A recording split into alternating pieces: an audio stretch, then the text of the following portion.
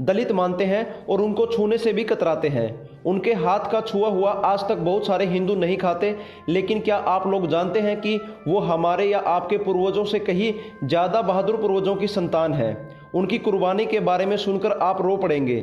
चलिए आपको बताते हैं कि वाल्मीकि असल में कौन थे, उनका गौरवशाली इतिहास क्या है, वो वाल्मीकि भंगी, दलित या मेहतर बनने पर कैसे मजबूर हुए।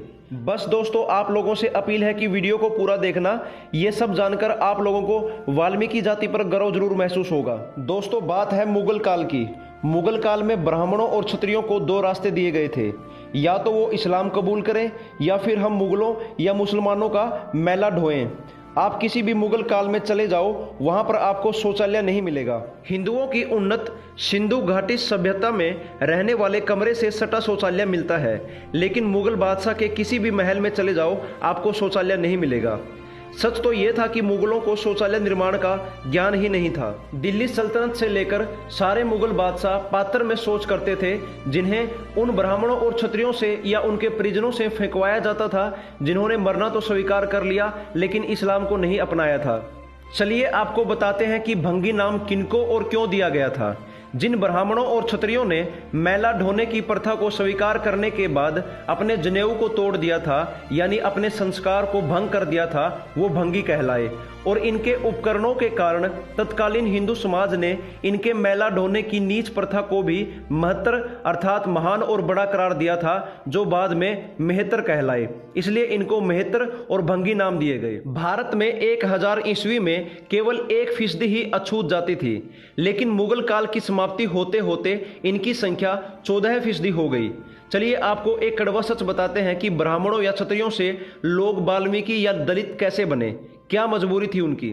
आप लोगों को ये तो पता होगा कि मुगल काल में हिंदुओं से जबरदस्ती इस्लाम कबूल करवाया जाता था। लोगों को मारकर या गर्म तेल में डालकर या जिंदा जलाकर या दीवारों में चिनवाकर हिंदुओं में इस्लाम का डर पैदा किया जाता था।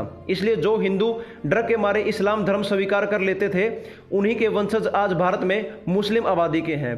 और जिस हिंदू परिवार ने मरना स्वीकार किया, वह पूरा का पूरा परिवार काट डाला गया।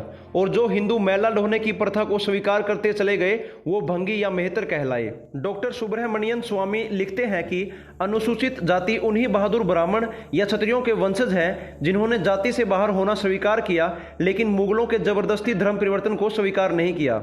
आज के हिंदू समाज को उनका शुक्रगुजार होना चाहिए, उन्हें प्रणाम करना चाहिए, क्योंकि उन लोगों ने हिंदू के भगवा ध्वज को कभी झुकने नहीं दिया, भले ही स्वयं अपमान व दमन झेल लिया। दलित और वाल्मीकि शब्द का वास्तविक अर्थ अपने धर्म की रक्षा करने के लिए अपने जनेऊ को तोड़कर अर्थात भंग कर मुस्लिम शासकों या अमीरों के यहाँ मैला ढोने और उनके द्वारा पात्र में किए गए शौच को सिर पर उठाकर फेंकने वाले।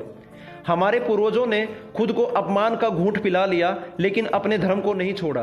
और आज के हमारे पूर्वजों ने क्या किया, इन धर्म रक्षकों को अपने ही समाज से बहिष्कृत कर दिया। तब से हिंदू धर्म बुराइयों का घर बन गया, जो आज तक जाति प्रथा के रूप में बंटा हुआ है। इसलिए जो लोग अपने आप को जन्म से ऊंची जाति का मानते हैं, वो जरा शर्म करें और अपने उन भाइयों को गले लगाएं जिन्होंने धर्म की रक्षा के लिए अपने जन्म से ब्राह्मण और क्षत्रिय होने का त्याग कर नीच काम करना स्वीकार किया। इसलिए वो वाल्मीकि या दलित कहलाए, लेकिन है तो वो भी ब्राह्मण या क्षत्रिय। इसलिए याद रखो, अगर हिंदू एक नहीं हुए तो तुम्हें नष्ट होने से कोई नहीं बचा सकता।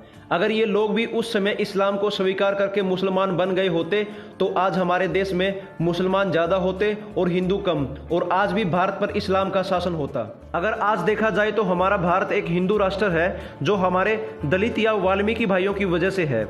अगर उस समय वो मर गए होते या वो इस्लाम को स्वीकार कर लेते, तो आज भारत में 70% से भी ज़्यादा मुसलमान होते। उम्मीद करता हूं कि यह जानकारी आप लोगों को पसंद आई होगी।